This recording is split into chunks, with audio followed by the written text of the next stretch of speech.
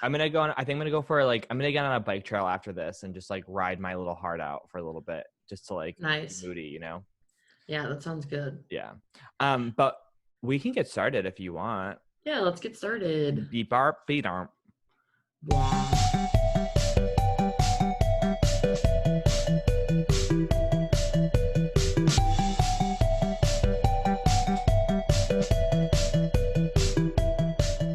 Hello and welcome to Make Me, the podcast where Julia and I force each other to do the things that we couldn't be bothered to do ourselves. I'm Jordan Steadman. I'm Julia Weeks. Every single time I do that, I always forget what I'm going to say. I thought you were like out of breath while you were saying it this time.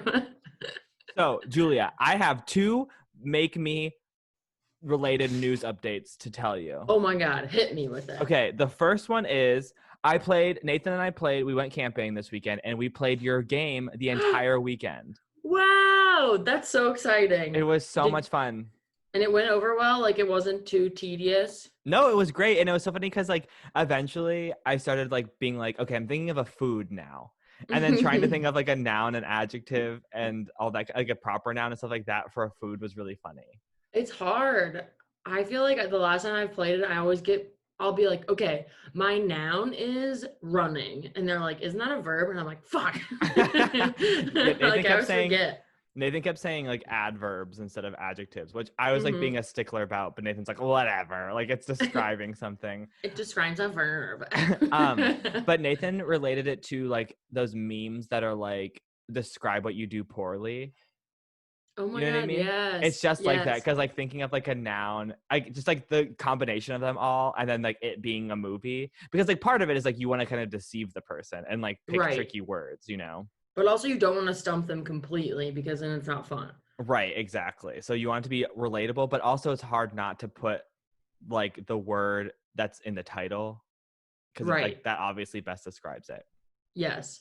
It's kind of like when people are like, describe this movie poorly, and then it's like Finding Nemo, and it's like orphaned son gets lost and like faces death or whatever. And then the other news is that I did half of the Listener Make Me for the week, and I watched Hubie Halloween.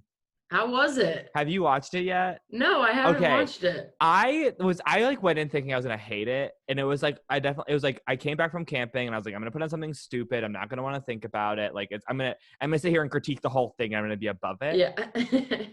But somehow they found like the best formula for a Halloween movie. Like it was very reminiscent of like Halloween Town, you know, like that kind of vibe, but then gives it this like very like Miracle on 34th Street vibe, you know what I mean? Like a very like really happy ending. Like it's almost like a Christmas movie formula in a Halloween movie. That sounds really good. It was good. It was really good. And at first I was like, this is really stupid. The concept's really dumb. The character is stupid. But then like as a whole, it really rounded out for me. Wow. Okay, I have to watch it. The only thing I know about it is, well, I know two things. One is that Adam Sandler has a dumb voice in it that's like kind of hard to get over. Yeah. I mean, so the whole like Adam Sandler like playing somebody who has like a weird voice and lives with his mom is like, that was like the first thing I saw. I was like, I'm over this idea. Yeah. I've seen it 10 other times with him at the forefront. Right. And then also the second thing I know is that it was filmed. Oh, Adam Sandler films a lot of his movies in Marblehead, Massachusetts, which is where Gary's from. Mm-hmm. So I've been there a lot. And this was filmed there. And there's one like hotel thing in Marblehead that they like made all spooky for the movie. And I drove past it when it was all spookified. That's fun. Yeah. Did it look scary? Yeah, it was scary. I want to see it in the movie now. Yeah, but anyway, that's my news updates for everybody. My Make Me related news is that Trader Joe's now has an oat milk that's maple flavored that comes in like a half, maybe it's like a quart. And it put it in iced coffee, and it's so fucking good. So everyone go get that. I need that so much. I might go, instead of on a bike ride, I'm going to go do that now. I bought it yesterday just because I was getting stuff for the cake I made. and I happened to see it and without thinking grabbed it and bought it. And I was like, this is the best decision of my life. It's so good. Damn. You Well, could probably make it. Use my recipe and add maple syrup. nice. Well, that's a beefy update. I think that we've never had so many updates before at the beginning of our podcast. Yeah. I feel like now finally things are like they have enough time to ripen. Right. That's true. Well, if there's not any other beefy updates, do you want to get started? Yeah, let's do it. All right, Julia, it's your turn to go first. Okay.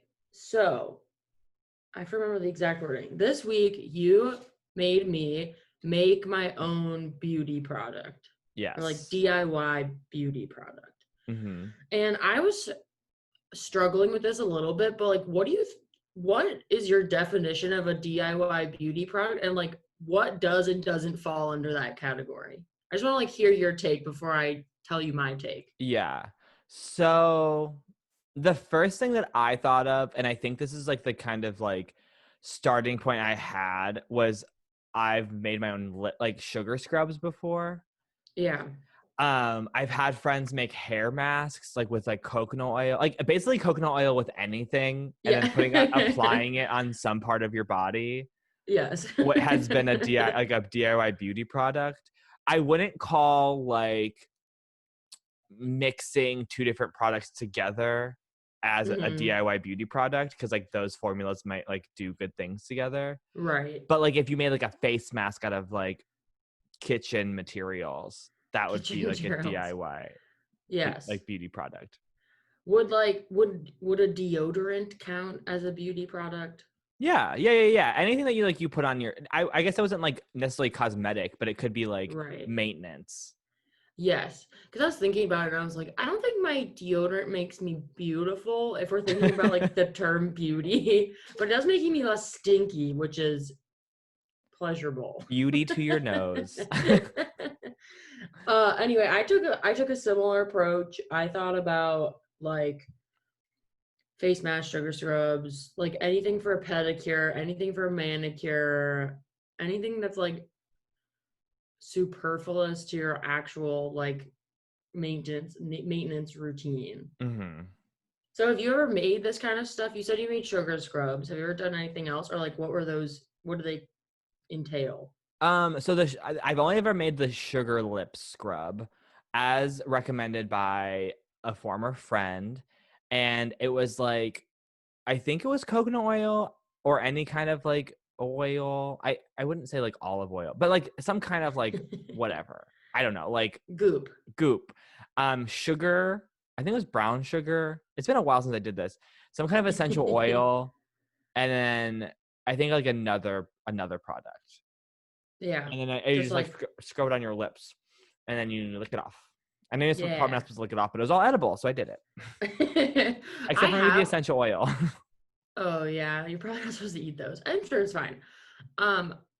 I was gifted a sugar scrub once, and I just like I feel like it's one of those things that I'm gonna have until the day that I die, because the amount you use at any application is so tiny, and also it's not something you want to use all the time. Like you think about using it when your lips are chapped, not like every week.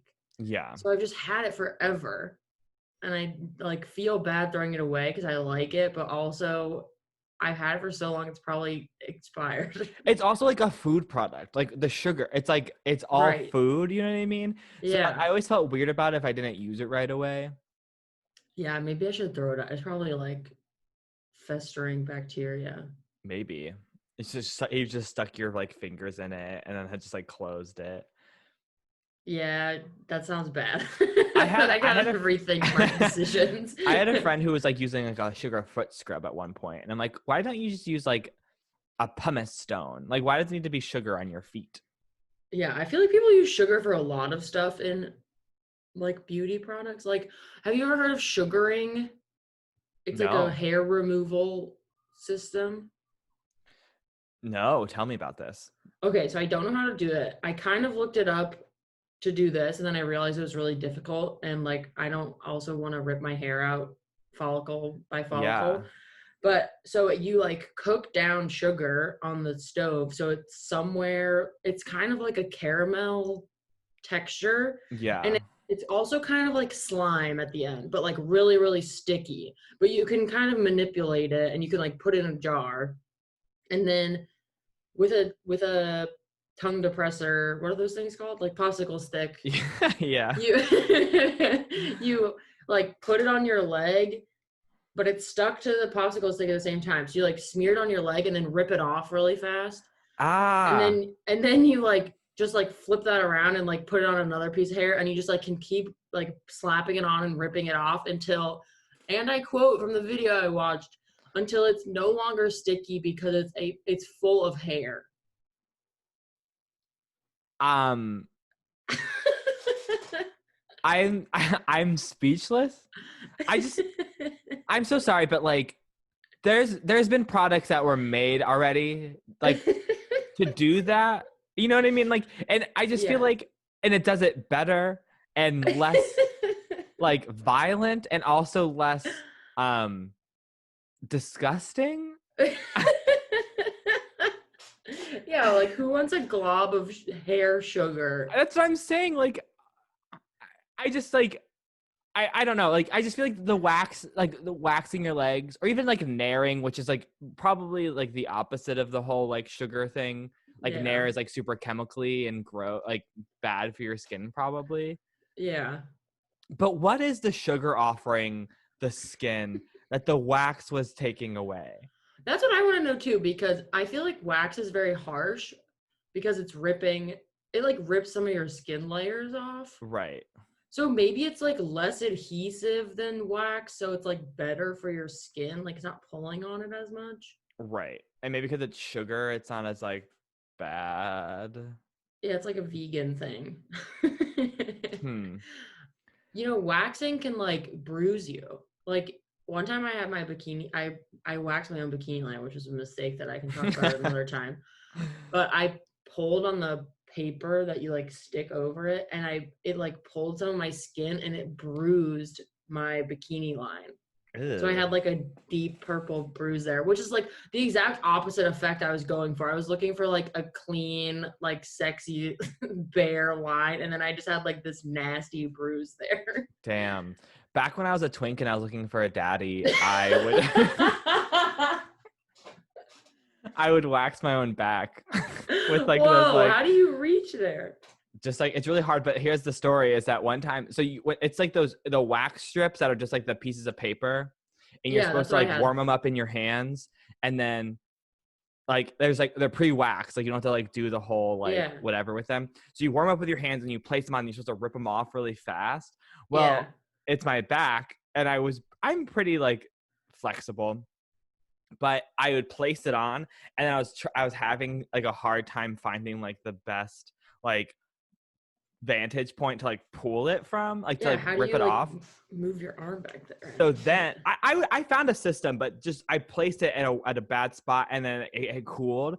So then I tried to rip it off, and it like was still kind of warm, but mostly it's just like the wax just like stretched, like it, it like stayed on my skin, and but like Oh my god. yeah, it was That pretty sounds bad. really painful.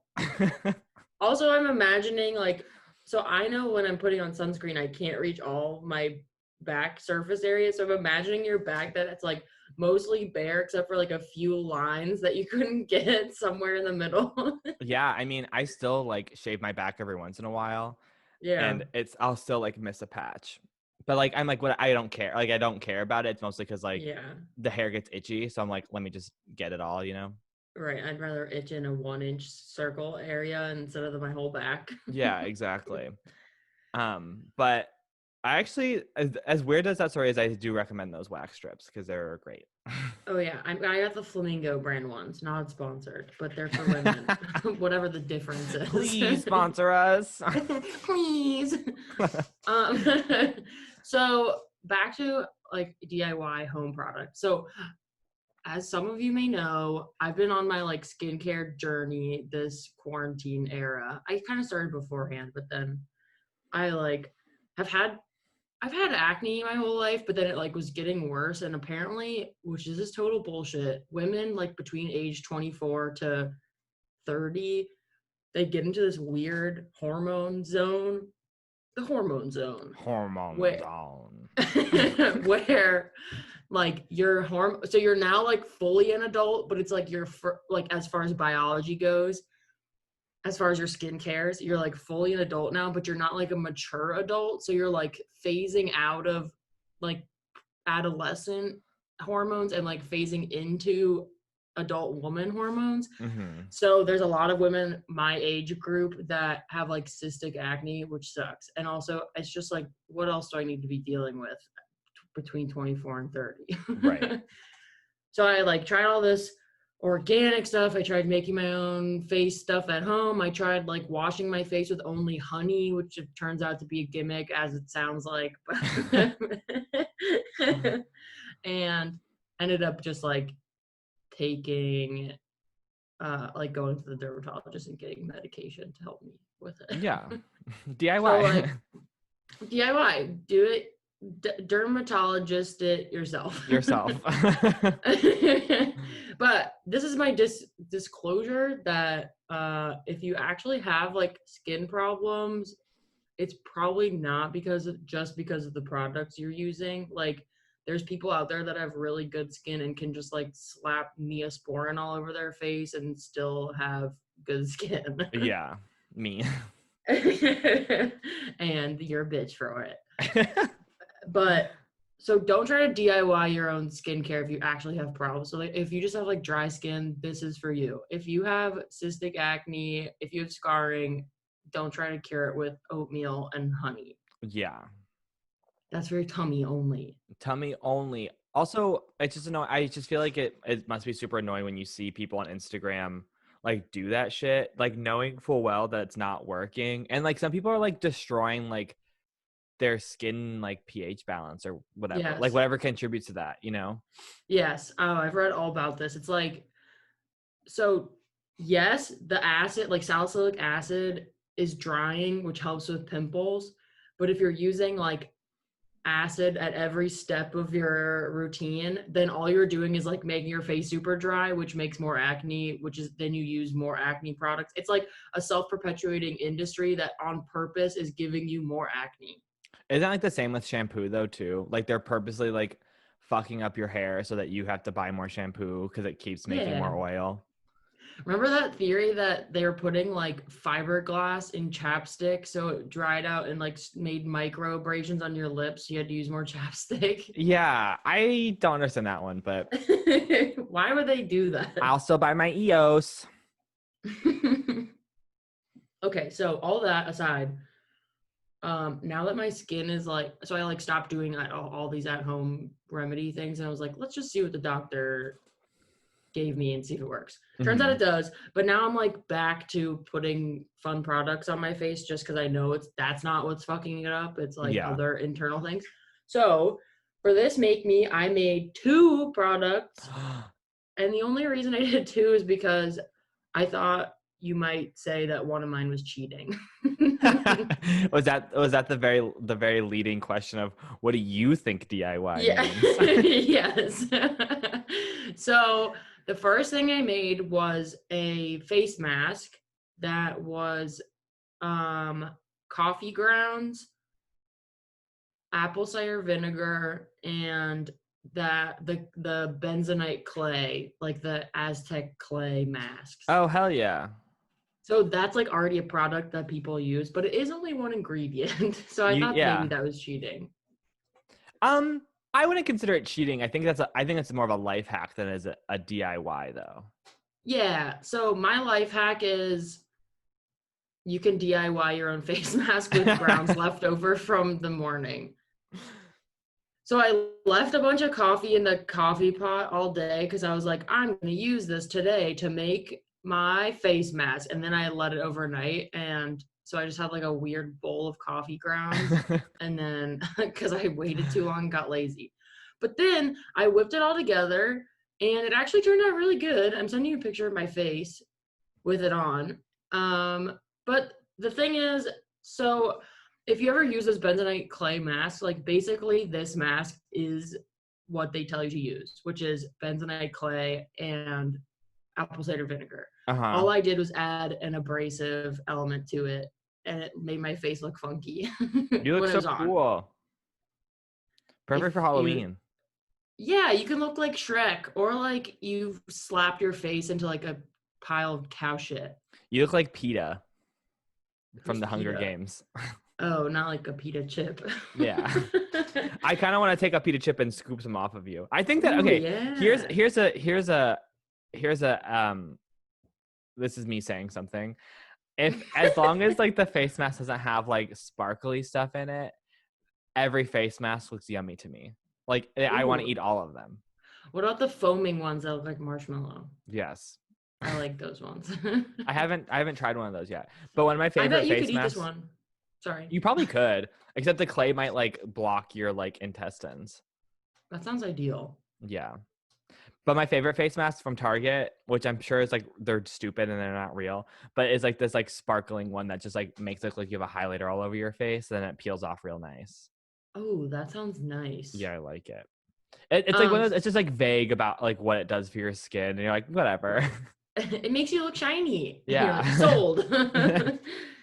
So I like this face mask, but really it was similar to the like what the bottle tells you to do of the clay. It was just Mhm. nice that so like the coffee didn't do anything until you were washing it off. Like I don't think that having the coffee in it changed the composition of it really. Yeah. Maybe it like messed with the pH in a positive way. But apparently the reason why you put the apple cider vinegar in the bentonite clay instead of water is to like balance out the pH, because if you just do it with water, I think it's like very basic, and then you add the Oh, vinegar and it kind of neutralizes. interesting. That's a good tip. I've done it with water because the one time I did, I didn't have apple cider vinegar. So, Was it pro okay tip. on your little face? Yeah, my skin is pretty forgiving. Except when I started doing makeup, it kind of I stopped doing makeup for a second because it like I had a huge pimple on the side of my face that just like wouldn't Yeah. go away. So I was like, I'm just gonna stop doing it. I need to find a full face like moisturizer. I've just been using like my CeraVe like lotion, but I think I need something that's a little bit like more like protecting. Yeah. That sounds right. Yeah. So I kind of cheated on this one. So I made a sugar scrub as well, which I have right Nice. here. I put it in this little funky flat mason jar. Oh, that's cute. That looks like Um, a real product.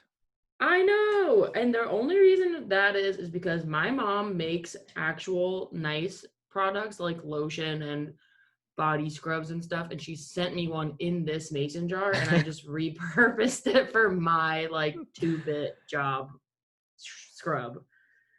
So what I used was the classic ingredients: coconut oil and sugar. Uh-huh. And then I put peppermint in it, peppermint Nice. extract, which I had left over because a few years ago I tried to make sugar scrubs for all my friends for the holidays, but I cheaped out and bought like cheap I bought cheap peppermint extract, which all those extracts are like alcohol based. So when they're Yeah. really cheap, it just smells like rubbing alcohol. Yeah. So this kind of smells like that, but I was like, well, it's for me, so I don't care. So I used coconut oil and I didn't like how the coconut smelled, so I added like olive oil to it so it was less coconutty. Nice. So then I shaved my legs and then I rubbed this all over my legs afterward, and I got all slippy and slidey and I thought I was going to fall in the shower. But once I washed it off and got it like and dried off, my legs were so smooth Wow. in a fun way. And like you can just put it all over your whole body, and I don't know if it actually exfoliates so much. I mean it does, but like I don't know if you feel a big difference. Yeah. But would recommend. I feel like you like doing all this stuff on your own is more for the self-care like enjoyment rather than what it actually does for you. Yes. If the listeners have listened to the slime make me, it's like the same Yeah. concept. It's like the ritual of having made it yourself and like using it on your body. And like all those products aren't gonna like hurt your leg skin. So it feels Right. good to do. I have a Right. question though. Okay, hit me with it. Can you show me the jar again? Yeah. What made it blue? Oh, I didn't tell you. I added blue food coloring to it because Oh. I thought it was festive. Yeah, no, that's super fun. And then I have a follow-up question to that. Is there a hobby that your mom doesn't have? That's a great question. I think the answer is she's had basically every hobby over the years, and right now she's just settled on lotion, soap, and And origami. origami. I just feel like when we give her a make me for when she's on the podcast, we're really gonna have to rack our brain for something that she hasn't done yet. That's a good point. She's lived a full life. Yeah. Full meaning like full of activity, not like she's old. Right. Sorry, mom. But I'm super happy, and I'm happy that you did a sugar scrub, because I think that's one of the best DIY products you could do. Because also after I gave it to you, I was like, oh no, she's about to do some kind of like skincare routine that someone's gonna try, and it's not gonna work for their face. Which I just feel like no matter how many times someone warns another person, it's like, okay, this is only for people with like this type of skin. They'll like identify as like, well, I have pimples, so like this is something like, and it's something that works for them, so I'm gonna do it, so it fixes my face, and then it like destroys their face, you know? Yes, or they'll say like, make sure you patch test first, and then they put it all over their whole body, and they just look like they're sunburnt. Right, exactly. Like, okay, how about you just buy the sample, and then you could take it home, and if you like it, you can get the big one. Like, I almost spend $50 now. Which I get, because I'm definitely the king of being like, I want to spend $50 now and fix my entire life. Yes. And the product not actually work out. That's like the trap of the beauty industry. It's like, this product is going to make you hot. It's gonna fix your acne. Also, you're gonna lose 50 pounds by using it. Yeah. You need it. And then you buy it, and it's just like the Walgreens lotion you could have bought for $2. Right, exactly.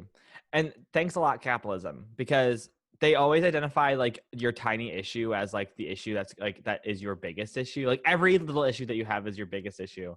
So you have to buy all the products so you can fix all of your issues. When maybe your little pimples aren't really that like big of a deal, you know? Yes. Also on the flip side, when I was dealing with my acne, so many people were like, it's because you're putting all this stuff on your face. And I was like, okay, but I actually went through the process and pared it down to only things like without fragrance, without whatever exfoliant, blah, blah, blah. And I've been dealing with this for so long. And they're like, why don't you just not put anything on your face? And then I didn't put anything on my face, and I had like crazy acne. Right. But that also, everyone thinks that they're experts in skincare. Oh my God. People think they're experts in every problem you have. But did you enjoy yourself? I enjoyed myself fully.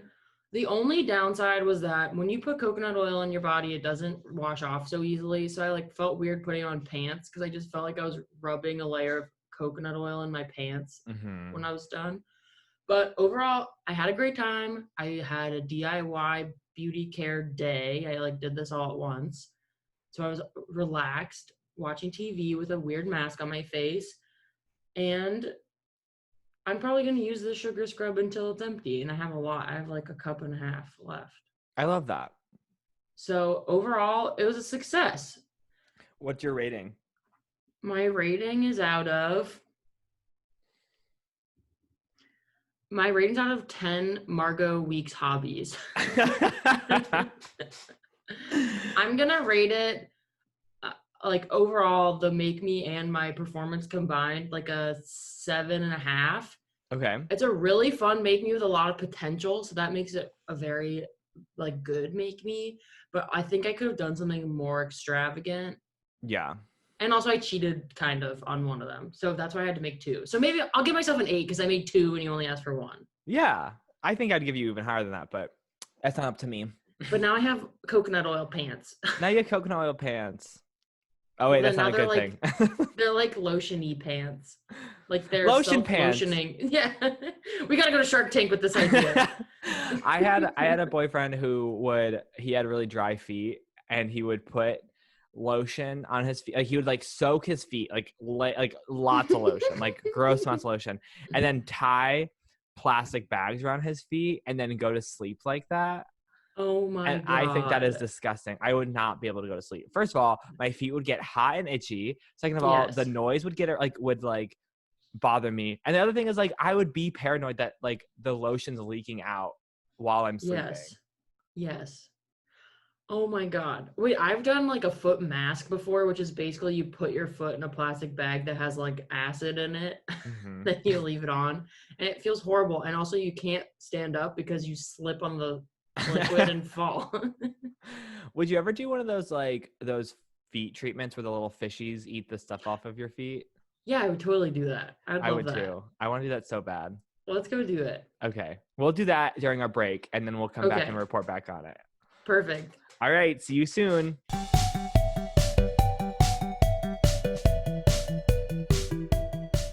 Hey all, you need to check out this handmade earring designer Hammy makes, aka my friend Hannah. Hannah makes polymer clay earrings that are amazing. She makes such fun shapes and colors. I'm honestly thinking about re-piercing my own ears just to get a pair. Check out her work on her Instagram at Hammy Makes or visit her Etsy shop where you can get your own. You can find a link in the show notes. Bye!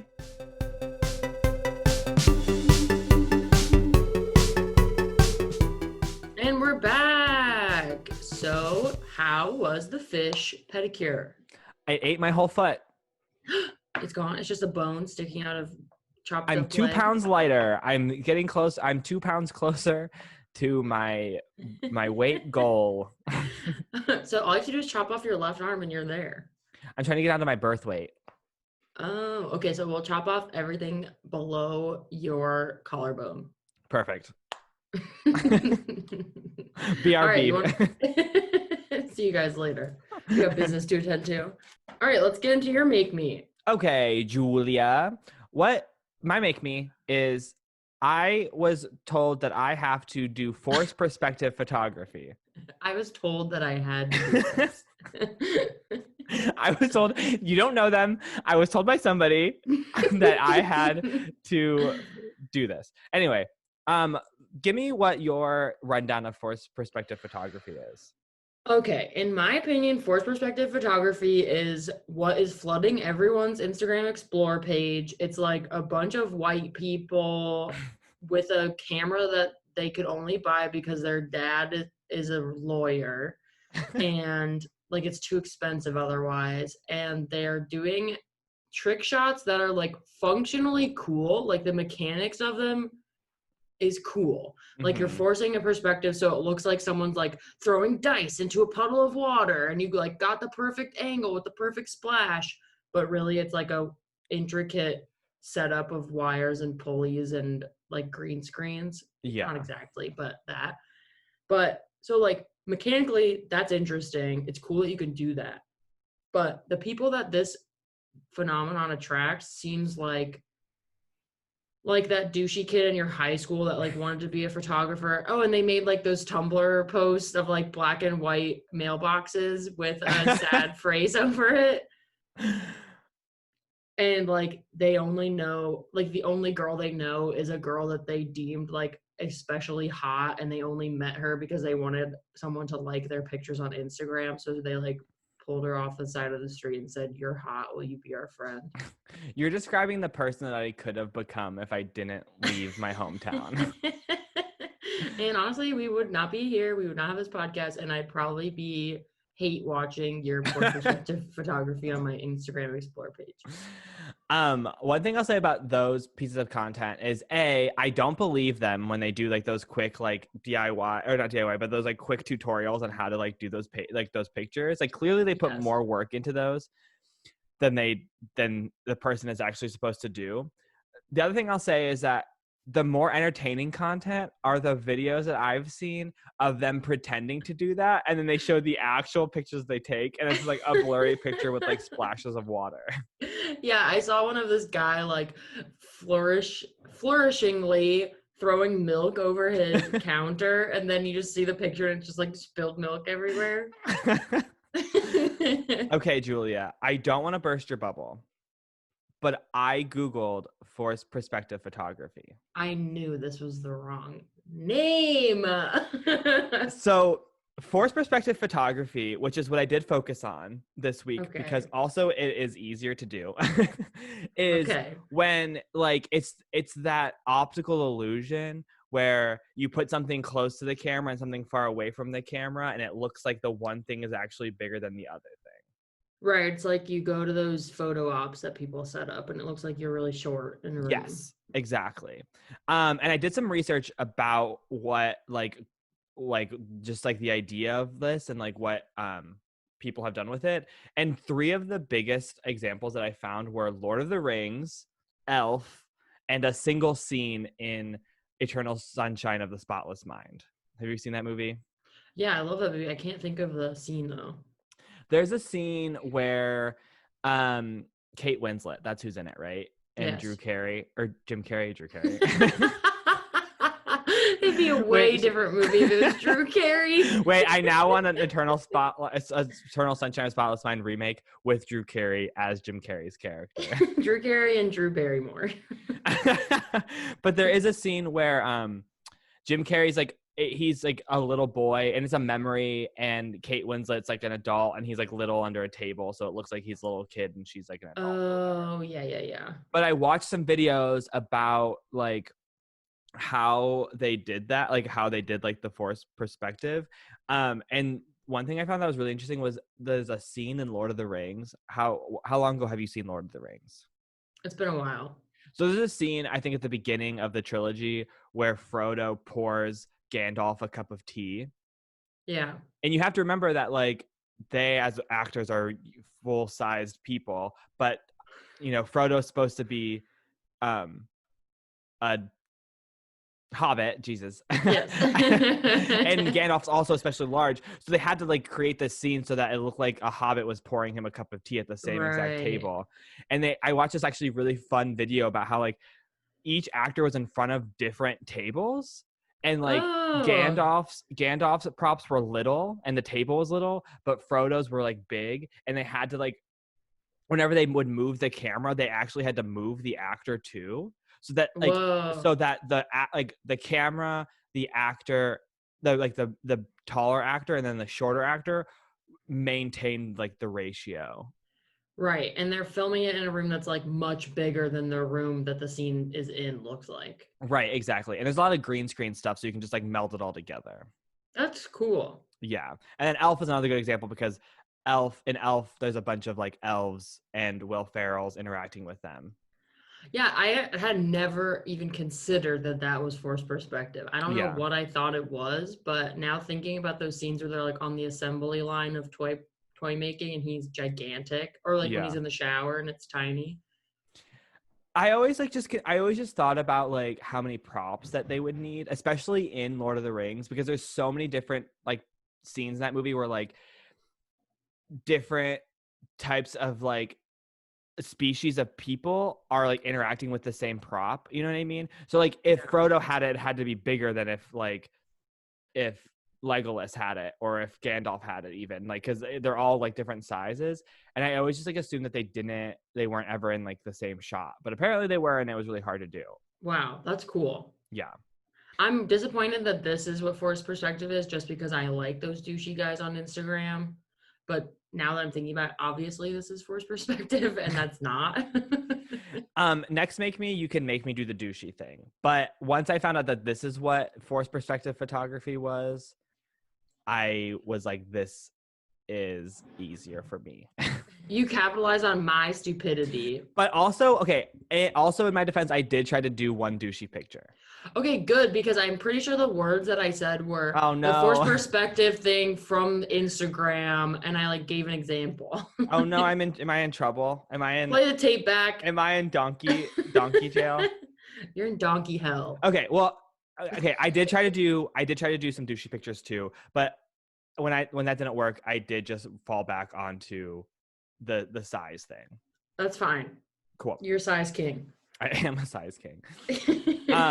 So I went camping this weekend, as I said before, and I didn't do any research on how to do the photography. Cool. And then when I was failing at it, I then got really frustrated and found out later while I was home how to do it. So the best way to do forced perspective photography is using a wide angle lens with a narrow aperture of f/16, which means Okay. I think from what I remember from doing school stuff is that everything is in focus. Right. Okay. Wide angle lens, everything's in focus. Yeah, and the narrow aperture will make sure that everything's in focus too. Okay. You know what I Cool. mean? So the thing that I was running into when I was doing the photography was that anything that was close up was out of focus. So it never looked like it was all like it never looked like it was on the same plane. Right. You know what I mean? I do know what you mean. And then I found out there's one way that you can do this pretty easily. If you get like a scale model and it said like say it's like a scale model of like a jet and it's like a 1/24th scale model, the easiest way to make everything look like it's the exact proportions it's supposed to be is you put the scale model 1 foot away from the camera and then place the other object that you're comparing it to 24 feet away from the camera, and it will look like Whoa. it's the exact right like size, which is an easy Whoa. way to get like to do like big props for a movie or a TV show. That's cool. Okay, so for my make me, I just took forced perspective photos as I found the opportunity to and whenever it fit into my scale of opportunity, I guess. Cool. I'll send them to you one at a time. So this is one. It was supposed to. I was trying to make it to be a douchey picture where it was my dog, and there was like all of these leaves falling, so it looked like it was a magical thing. Oh But yeah. as you'll see, it accidentally turned into the other kind of forced perspective photograph with Nathan in the background, who looks like he's tiny, and my dog looks huge. Wow, you're right. Also, like I see this leaf in the front is blurry. Also, Squid's dinger is like it's on display. Okay, his dinger is literally always on display. I hate to break it to you. I like this picture though. It kind of looks like a scary movie. Like he's the monster Yeah. tramping through the woods. So the next two I'm going to send you are two donks, because this is where I discovered that I just wasn't prepared equipment wise, because your phone, you can't like if you have an object close up, it's hard to like then keep the close up thing in focus. Right. And this is when I was like, oh, I'm gonna nail this. Like I'm just gonna do this the entire time. I'm gonna freaking nail it. And then I started taking the pictures, and I was like, dang it, now. Yeah, I mean, so what I'm seeing is it's supposed to be like Jordan's pinching a car, like it's a full-size car, and it's supposed to look like you're holding it in your hand. Yeah. But it's very obviously your hand is really blurry and the car's far away. It reminds me of like people take pictures of the Leaning Tower of Pisa, like they're leaning up against it. Right, exactly. And then here's one which was supposed to be another douchey picture, but I was really just trying to just like take a fun picture of camping. Then I figured out the best picture. I was inspired by my scenery. So the last picture I'm going to send you is the most successful iteration of my forced perspective journey. Ooh. This one, Nathan looks so angry. Yeah, I was trying to take like a nice picture of like of leaves falling, and it just like didn't work out very well. It looks like you were like, hey Nathan, and he turned around and he's like, another fucking picture. I like that one though. Ooh, this is cool. So it's like you're holding the sun. Yeah, the very classic holding the sun or the moon, trope in a picture. Yeah, it looks great. Thank you. And I was like, I nailed it. Yes, you nailed it. It looks like you're holding like, how people contact juggle. Yeah. It looks like you're holding one of those, but it's just like it's dark outside, but you're lighting up the entire place with a weird glowing contact juggling ball. Exactly. I love it. Well, I think you did a great job. I feel like in some ways the actual forced perspective photography is more difficult than the douchey kind. Mm-hmm. Or, I think you alluded to this. That's probably like way harder than they say it is. You can't just like drop your phone into a puddle and it looks good. Yeah. I did try to take some like fun trail mix pictures of like falling trail mix, but I deleted them. I got really upset. I got really impatient. It takes a lot of patience, because I was like trying to do like the douchey kind. You know what I mean? And it's like I don't have the patience to do that right now. Yes. I'm going to go hold the sun and it's going to be a great picture. I like that we've now deemed that other type of forced photography as the douchey kind. The douchey kind.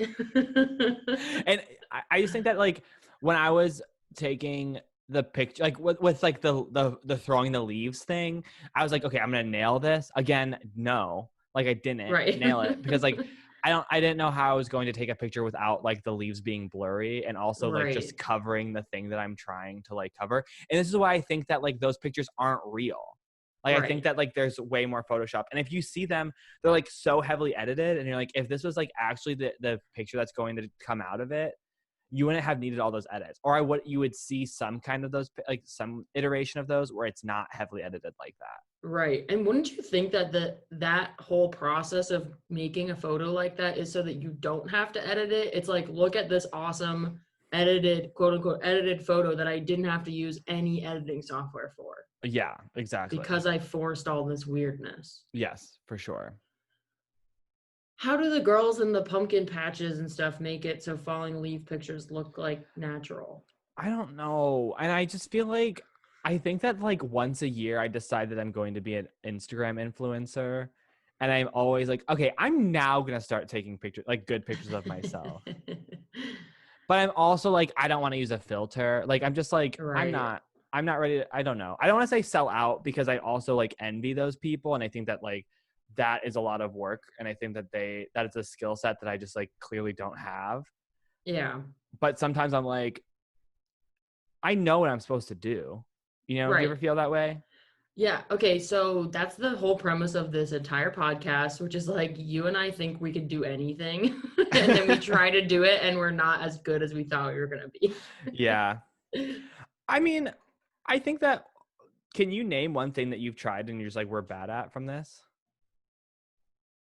I don't think there's anything we were bad at, but there's things that I was like, I definitely thought this was going to be easier than it was. Yeah.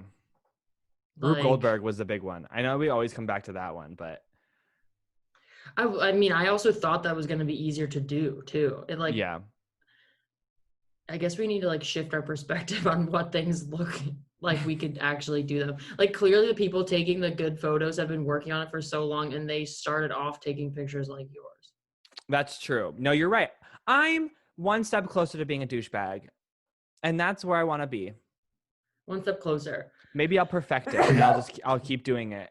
I'll start carrying the other barrier that stopped me from doing the douchebag stuff was that like I had a misinterpretation of how easy it would be just to come up with the idea and then execute it. And then when I started thinking of those ideas, was like, oh, I need external materials that aren't like you don't realize are going to be in the picture. Right. You know, you need like a paper towel roll and you need fishing line and you need a bunch of miniature starfish. And yeah, exactly. I need a sandbox so that I saw one that was kind of like that today. Actually, this woman was laying in a sandbox and they had covered her whole face with like the sand. Like it was like to her chest, like chest down and like around here, covered in sand with like shells around. And they put like foam here. And they took the picture and then they cut to the picture as they do. And it's like, it looks like an entire ocean under her. It's like, no. You Photoshopped the ocean into this picture. Like, don't make it look like I'm angry now. Don't make it look like that I can just go do this and then it's going to be over with. I have also, a weak timeline for this shit. Also, doesn't that like cheapen their craft if they just say like, it's this easy? Why wouldn't they show you like it's actually really fucking hard and I have to know how to use Photoshop, which you idiots don't know how to do? Yeah, I think about that a lot. Like the people who are like on YouTube are just like showing people how to do all the stuff that they make money doing. But here's the other thing is that we are taught to believe that the stuff that they are teaching us is the stuff that's going to make us money. But what's really making them money is having YouTube followers. And which comes from like so many other different things. I got really mad the other day thinking about all the people in Hollywood that are related to people that were in Hollywood before them. Mm-hmm. Basically, like 80% of people in movies know someone that was in movies before them. Right. Or like they're like the niece or something of somebody. Right. And like you don't realize that until you Google them and you're like, oh wait, they're their uncle is some famous producer. Yeah, it's annoying. Yeah. We're being lied to left and right. Yeah, I think we should start our own alternative, like New York. Okay, where do you want to do that? Pittsburgh. Come to Pittsburgh. Oh. Oh. Never mind. I could do that. Well, okay, how do you rate this out of 10 Margot Weeks hobbies? I give myself 6 Margot Weeks hobbies, mostly because of my own just like hubris. I just thought I was going to be better at it than I was. I feel like my skill increased over the 4 days that I did this little project, so that's good. But I also think I could have done better, and I could have listened better to your Make Me, and I should have stuck with the douchebag stuff. That's okay. I was not clear. We're both at fault. Well, I think 6 is pretty good. I think you did a good job. Thank you so much. And it was more difficult than we assumed. Do you want to get into next week's Make Me's? Yes. Okay. Can I go first? Of course. All right, Julia. Do you remember when we were talking about Train Spotting, and I was telling you about that delicious proper English breakfast with the beans? With the beans. Yeah, you said it was horrible. Yeah, I think that I want to make you do that for next week. I want you to make yourself a proper English breakfast. Oh my God. It's gonna, okay. I can do it. I have ideas already. Okay, fine. Next week, I want you to do a full drag look. Ooh.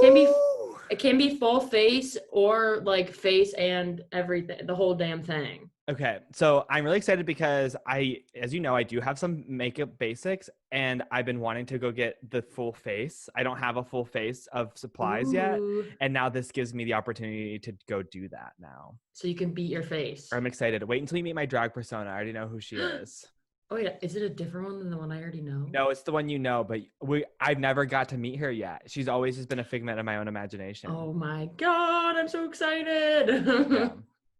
Okay. And for the listeners, I have a very special seasonal Make Me, which is go vote and vote early. Vote.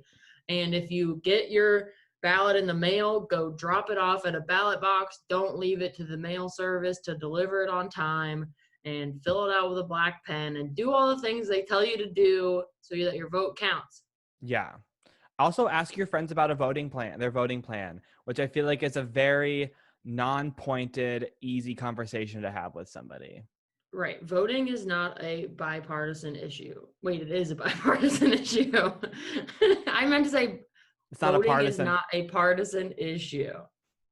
Meaning, even if you have a Republican uncle, you can ask him about his voting plan, and hopefully it's that he's not voting. Yeah. One time my dad told me that he doesn't want me to vote, so that's fun. What? I don't want you to have a voice. No, it's a whole thing where my dad taught me to be, think for myself and vote until he found out that I don't align with his values, and then he told me he don't want me to vote. So, it's a double-edged sword. Stick it to the man.